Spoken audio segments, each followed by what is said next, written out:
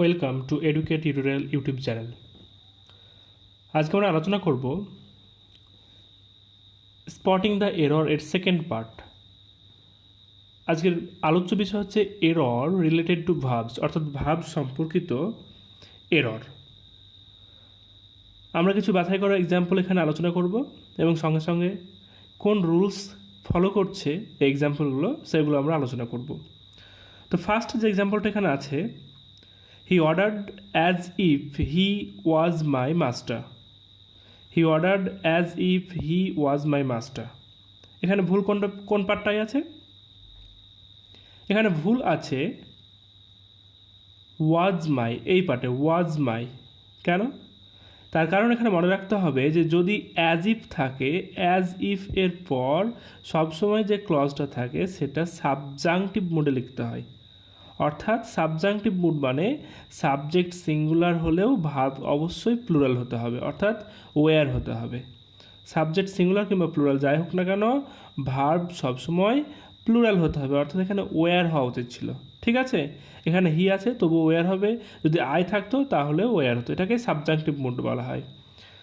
Subjunctive mood মানে হচ্ছে যার মাধ্যমে কোনো অকল্পনীয় কোনো কিছু কল্পনা করা হয়, অর্থাৎ যে অবাস্তবিক কোনো কিছু কল্পনা করা হয় সেটাকে সাবজাংটিভ মুড বলা হয়।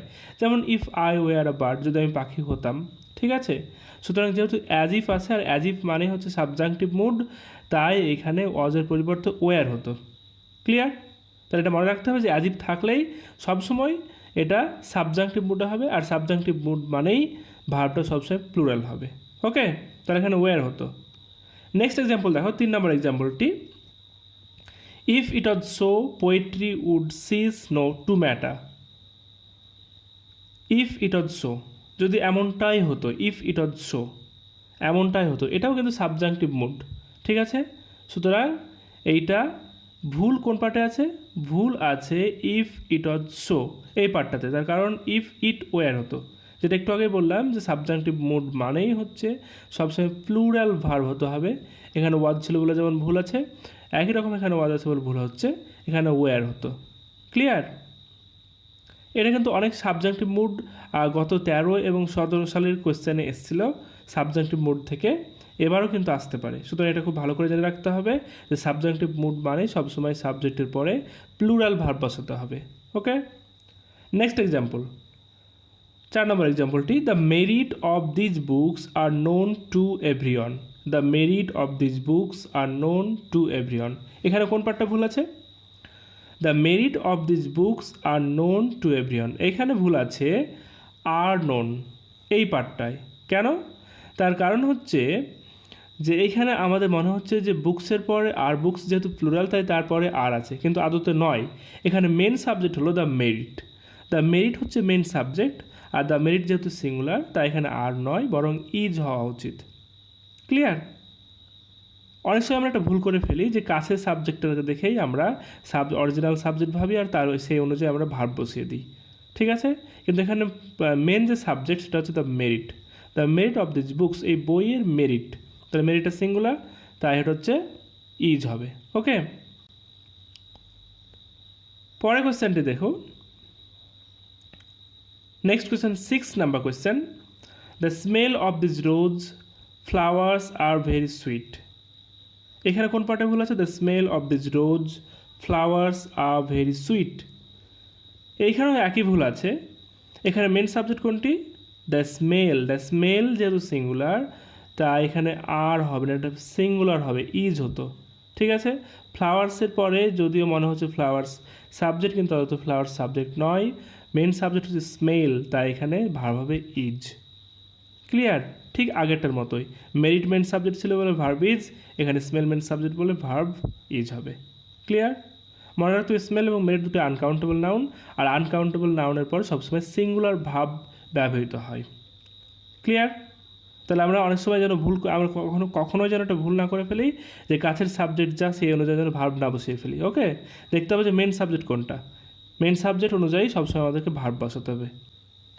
আ band of musicians have been engaged for the inaugurations function. A band of musicians have been engaged for the inauguration function. এখানে ভুল আছে কোথায়? A band of musicians have been engaged for the inauguration function. এইখানে ভুল আছে have been engaged. কেন? তার কারণ একই আমরা যেটা একটু আগে বললাম, এখানে মিউজিশিয়ানস যদিও মনে হচ্ছে মিউজিশিয়ানসের পরে হ্যাভ আছে, কিন্তু হয়তো নয়। এখানে মেন সাবজেক্ট হচ্ছে ব্যান্ড অফ মিউজিশিয়ানস। আর ব্যান্ডটা যেহেতু কালেকটিভ নাউন এখানে সিঙ্গুলার হিসেবে ধরা হয়েছে, সুতরাং যেহেতু সিঙ্গুলার নাউন হিসেবে ধরা হয়েছে ব্যান্ড, তাই এখানে ভাবটা হ্যাজ হওয়া উচিত ছিল।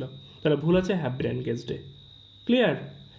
কালেকটিভ নাউন যখন একটাই ধারণা বোঝায় কালেকটিভ নাউনের মাধ্যমে, তখন সেখানে সেটাকে সবসময় সিঙ্গুলার হিসেবে গণ্য করা হয়। আর সিঙ্গুলার সাবজেক্ট মানে সিঙ্গুলার ভার্ব হতে হবে। Okay, next question. The number of persons interested in psychology are generally small.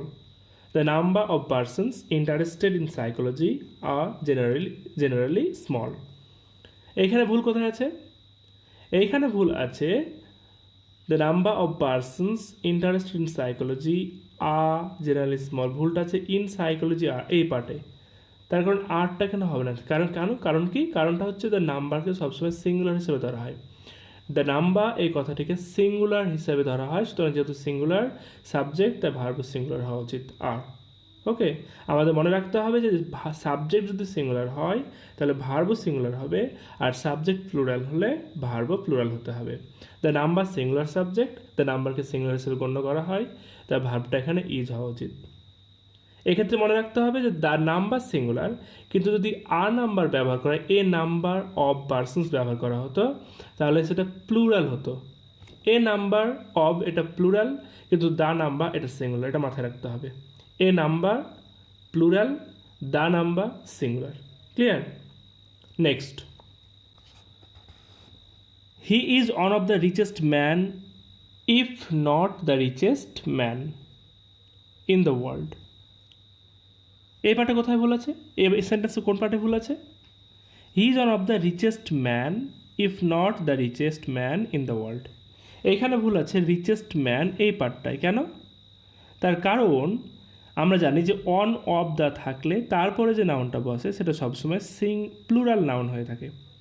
On of their পরে যে নাউনটি বসে সেটা সবসময় প্লুরাল নাউন বসে, কিন্তু এখানে সিঙ্গুলার আছে। রিচেস্ট ম্যানটা সিঙ্গুলার, এখানে কী হওয়া উচিত ছিল? মেন হওয়া উচিত ছিল। তার কারণ অন অফ দ্যার পরে সবসময় প্লুরাল নাউন বসে, এটা মাথায় রাখতে হবে যে অন অফ দ্যার পরে সবসময় প্লুরাল নাউন। ওকে, তাহলে ভুলটা কি? Richest man. এখানে কী হওয়া উচিত ছিল? Richest man. Next question. Every Tom, Dick and Harry drink wine these days. এখানে কোথায় ভুল আছে? Every Tom, Dick and Harry drink wine these days. এক্ষেত্রে ভুল আছে ড্রিঙ্ক ওয়াইন, তার কারণ every Tom, Dick and Harry, যদি আমাদের মনে হচ্ছে Tom, Dick and Harry plural subject, কিন্তু আদত নয়, তার কারণ তার আগে এভরি আছে। যখন কোনো নাউনের পূর্বে এভরি থাকবে তখন সেটাকে সিঙ্গুলার হিসাবে গণ্য করা হবে। ওকে, তাহলে যেহেতু সিঙ্গুলার সাবজেক্ট, তাই ভার্বটাও সিঙ্গুলার হওয়া উচিত ছিল, অর্থাৎ এখানে ড্রিঙ্ক নয় ড্রিঙ্কস হওয়া উচিত ছিল। এক্ষেত্রে মনে রাখতে হবে যে যখন ভার্বের সঙ্গে এস যোগ করা হয় তখন ভার্বটি সিঙ্গুলার হয়, আর ভার্বের সঙ্গে যখন এস যুক্ত থাকে না তখন শুধু ভার্বটি প্লুরাল থাকে। ওকে, তাহলে যেহেতু এভরি সিঙ্গুলার সাবজেক্ট, তাই ভার্বও সিঙ্গুলার হওয়া উচিত ছিল, ড্রিঙ্কস হওয়া। Okay, next example. The magistrate and collector were present there. The magistrate and collector were present there on the spot. এখানে ভুল কোথায় আছে?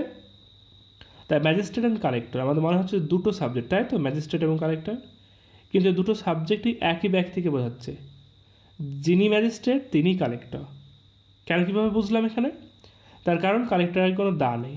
যদি কালেক্টরের দা থাকতো তাহলে দুটো আলাদা ব্যক্তিকে বোঝাতো, কিন্তু যদি কালেক্টরের দা নেই তাই এটা একই ব্যক্তিকে বোঝাচ্ছে। তাহলে একই ব্যক্তিকে বোঝাচ্ছে মানে সিঙ্গুলার না সাবজেক্ট, আর সিঙ্গুলার সাবজেক্ট মানেই হচ্ছে সিঙ্গুলার ভার্ব। ওকে, তাহলে ওয়াজ হতো।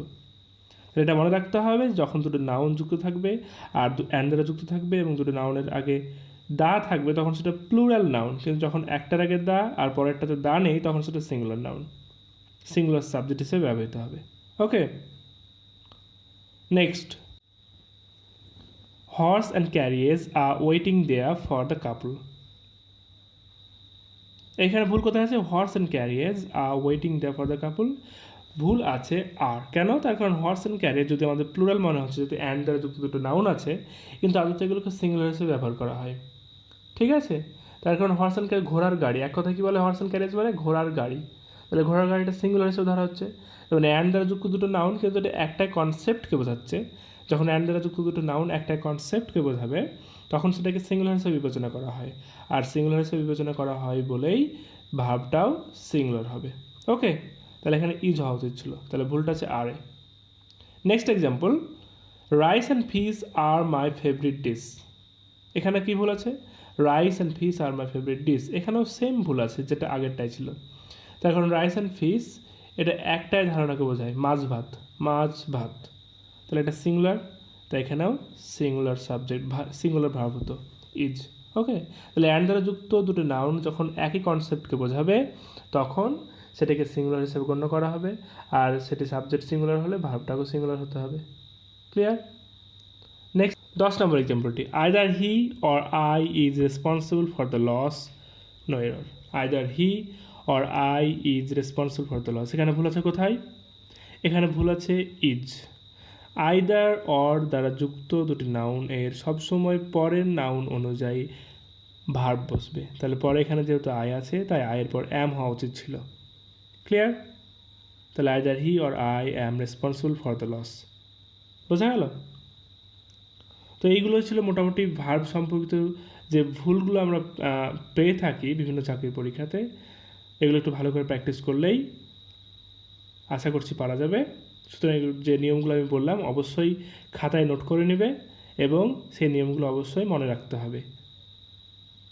তো ভিডিওটি ভালো লাগলে অবশ্যই লাইক এবং শেয়ার করো, আর আমার চ্যানেলটি যদি তুমি নতুন হও তবে অবশ্যই চ্যানেলটি সাবস্ক্রাইব করে নিও। ধন্যবাদ।